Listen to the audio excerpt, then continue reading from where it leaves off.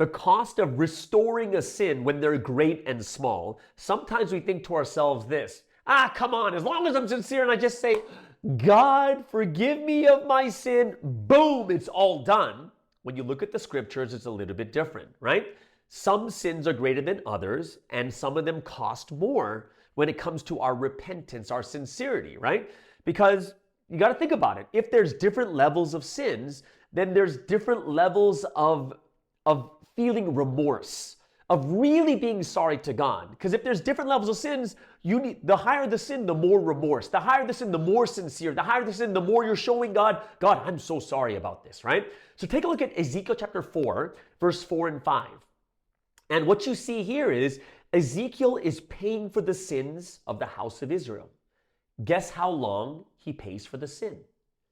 390 days on his left side. So Ezekiel's paying for the sins of Israel for 390 days, over a year, just lying on his left side, right? So it's like, oh my gosh, he has to pay the price for the sins of Israel for 390 days.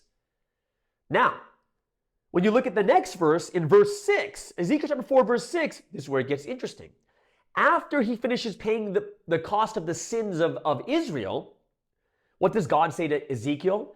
After you finish this, lie down again, this time on your right side, and bear the sin of the people of Judah. I've assigned you 40 days, a day for each year.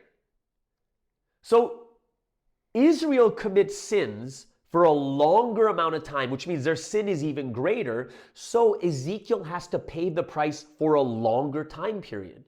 When he prays for Judah, what happens? Judah didn't sin as much, so instead of 390 days, he only pays 40 days on his right side.